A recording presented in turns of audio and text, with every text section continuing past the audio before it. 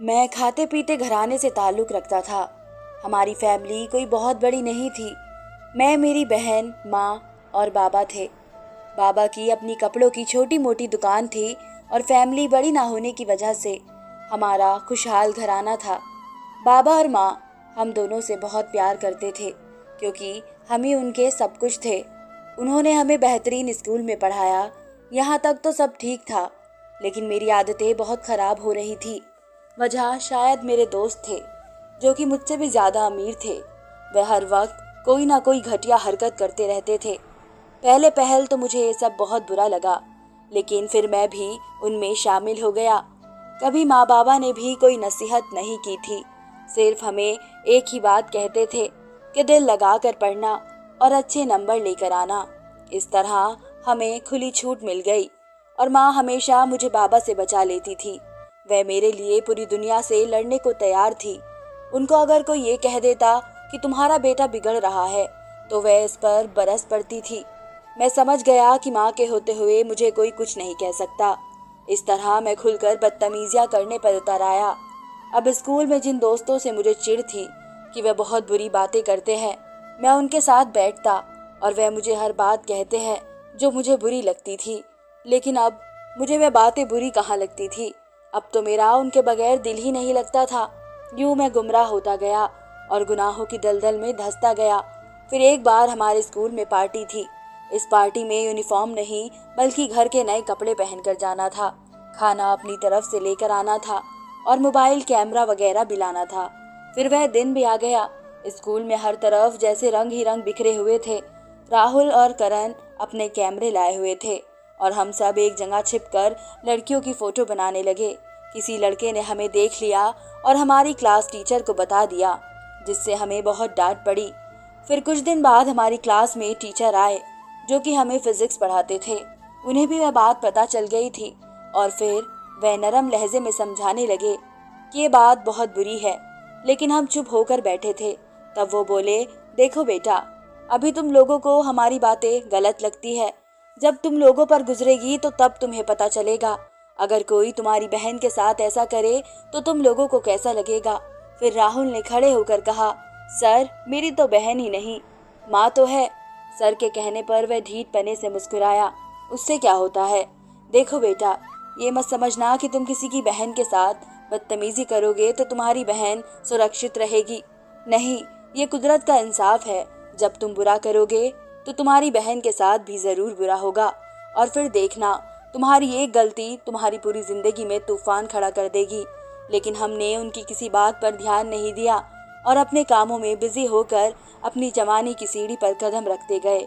फिर क्या था, अब हम पूरा काम करने लगे थे। लड़की को देखते इससे दोस्ती करते, फिर प्यार का नाटक करते और होटल के कमरे में ले आते जिसमें राहुल और करण पहले से ही मौजूद होते और इस पर भूखे भेड़िए की तरह झपटते। वह लड़की रोती चिल्लाती, लेकिन उसकी चीख कमरे में दब कर रह जाती और हम लोग मिलकर एंजॉय करते। एक दिन मैं किसी लड़की को जाड़ कर घर पहुंचा तो घर में एक भोली भाली मासूम लड़की को देखा। इससे पहले कि मैं इससे कुछ पूछता, माँ ने इस लड़की से कहा, जाओ मीना बेटी, ये तुम्हारा बड़ा भाई है मोहन। वो मासूम सी भोली भाली हसीना मुस्कुराती हुई मेरी तरफ आई और कहने लगी, नमस्ते भैया।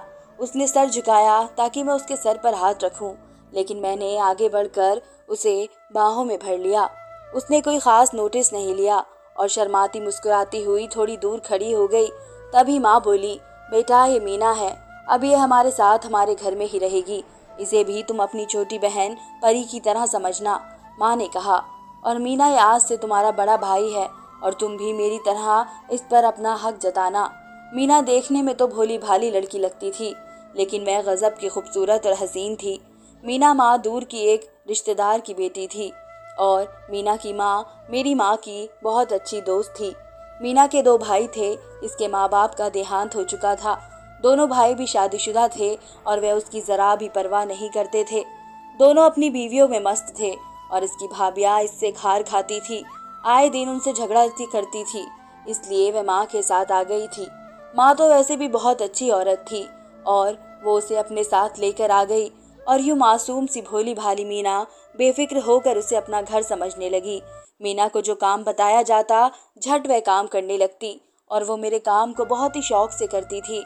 एक दिन मैंने उसे कपड़े इस्त्री करने का कहा था। वह गुनगुनाते हुए मेरे कमरे में दाखिल हुई। मोहन भाई, कौन से कपड़े इस्त्री करूं? उसने मासूमियत से पूछा था और मेरे अंदर का दरिंदा आहिस्ता आहिस्ता जागने लगा था। वह सफ़ेद वाले कर दो, मैंने गुनगुनाते हुए कहा था।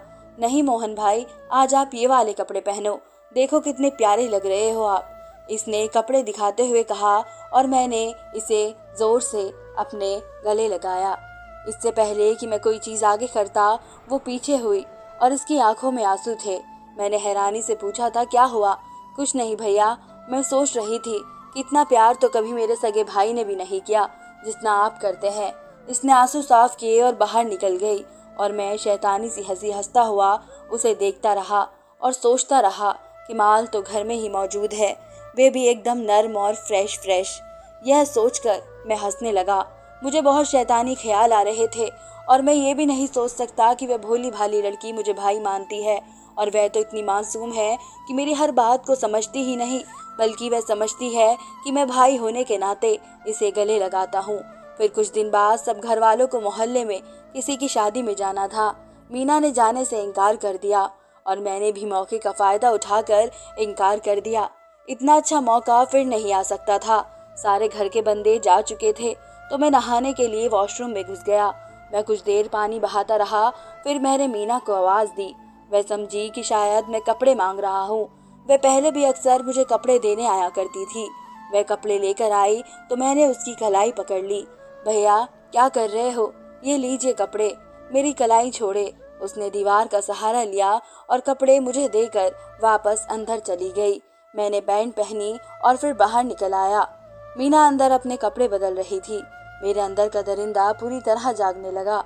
मैं अंदर दाखिल हो गया। मीना ने बौखला कर दुपट्टा आगे किया और कहने लगी, सॉरी भैया, मैंने कुंडी नहीं लगाई, आप बाहर जाएं, मैं अभी आती हूँ। उसके चेहरे पर हवाइयाँ उड़ रही थी। मैं उसके करीब गया तो वो कहने लगी, ये आप क्या कर रहे हैं? भाई बहनों से भी ऐसा मजाक करते हैं क्या? वह रोने वाली आवाज़ में बोली थी, लेकिन मैं बेपरवाह आगे बढ़ा। प्लीज़ मुझे अपने करीब आने दो, मैंने मुस्कुरा कर कहा था। आप बहन भाई जैसे साफ रिश्ते को गंदा कर रहे हो। वह 2 कदम पीछे हटी। देखो मीना, किसी को पता भी नहीं चलेगा। मैं एकदम आगे बढ़ा और उसको पकड़ लिया। मुझे छोड़ो, ऊपर वाले का वास्ता मोहन भाई, मुझे छोड़ दो। भगवान के कहर से डरो, तुम्हारी भी बहन है, छोड़ दो मुझे। वह रोती रही, लेकिन मैंने अपना काम पूरा किया। फिर उसे इसी हालत में छोड़कर मैं बाहर निकल गया। सब लोग शादी से वापस लौटे तो इसे इस हालत में देखकर सबके पैरों तले से जमीन निकल गई। माँ ने भागकर इसे कपड़ों से ढका और फौरन इसे गले लगा कर रोने लगी। फिर माँ ने उससे पूछा तो उसने मेरा नाम लिया और मैं साफ मुकर गया। मैंने कहा कि जब आप लोग गए थे तो मैं घर से चला गया था, लेकिन जब मैं वापस लौटा तो मैंने एक आदमी को घर से बाहर जाते हुए देखा था। जब मीरा ने मेरी तरफ इशारा किया, मेरी माँ ये बात सुनकर गुस्से में आ गई और उसे बुरा भला कहने लगी। मैंने तुझे घर में पनाह दी और तूने मेरे ही बेटे को फंसाना चाहा। काश मुझे मालूम होता कि तुम कितनी बुरी लड़की हो, इसलिए तो तुझे तेरे भाइयों ने भी निकाल दिया। वो रोती रही, सफाई देती रही, लेकिन किसी ने उसकी बात नहीं सुनी, किसी ने उसके साथ इंसाफ नहीं किया। मैं एक कोने में खड़ा उसे देखता और मुस्कुराता रहा, यहाँ तक कि माँ ने उसे घर से बेदखल कर दिया। तभी मैं भी बाहर निकल आया। देखो मीना, ये मैंने कहा था ना कि किसी को मत बताना। अब देखा तुम्हारा क्या हाल हुआ है। अब कहाँ जाओगी? अगर तुम मेरी बात मानो तो मैं तुम्हें इस घर में वापस ले जा सकता हूँ। मैंने घटियापन की हद पार कर दी थी। उसने एक जोरदार थप्पड़ मेरे मुंह पर मारा और कहा, घटिया इंसान, तू मेरी इज्जत से खेला है। देखना, कल मेरा बदला कोई तुमसे जरूर लेगा। इस दुनिया में किसी ने मेरे साथ इंसाफ नहीं किया, लेकिन ऊपर वाला जरूर इंसाफ करेगा। ये कहकर रोती हुई चली गई। इसके बाद वह अपने भाइयों के घर गई। कैसे गई मुझे नहीं पता, लेकिन वहाँ भी इसकी कहानी सुनने के बाद उसकी भाभियों ने उसे ही गलत कहा, उस पर इल्जाम लगाकर उसे घर से बाहर निकाल दिया। हर वह दरवाज़ा खटखटाया जो वह जानती थी, लेकिन सब ने उसे बाहर कर दिया। वह पागलों की तरह गली गली नुक्कड़ नुक्कड़ फिरती रही। कहीं इसने कुछ मर्द को खड़े देखा और अंधाधुन भागने लगी। मोहन के बाद इसका हर रिश्ते से भरोसा उठ चुका था। वह समझी कि वह मर्द भी इसका जिस्म नोचने के लिए खड़े हैं। वह भागते भागते किसी चीज से टकराई और उछलकर सड़क पर जा गिरी। वहां से आते ट्रक ने उसके जिस्म की धज्जियां उड़ा दी कि मरने के बाद इसका किस्सा रह गया। किसी ने मुझ पर केस नहीं किया और तो और किसी ने ये भी नहीं देखा कि वह मासूम सी लड़की किस चीज़ से टकराई थी। वह मेरी बाइक थी और वह भी मैंने जानबूझकर किया, कोई मुझ पर केस ना कर सके। मैंने इस लड़की के साथ ज़बरदस्ती की है। और फिर मैं थोड़ी दूर जाकर खड़ा हो गया। जब इसने अपनी आखिरी सांसें ली तब मैंने सुकून की सांस ली और खुद को हल्का महसूस करने लगा। अब हमारे घर में मीना का जिक्र नहीं होता था। ऐसा लगता था कि वह कभी हमारे घर का हिस्सा थी ही नहीं। बाबा और माँ अपने कामों में बिजी हो गए और मैं अपने कामों को फिर से करने लगा। इस वाक्य को गुजरे साले हो गए। एक दिन मीना का भाई मीना से मिलने आया। हम सब हैरान हुए कि उन्हें मीना के बारे में मालूम ही नहीं था।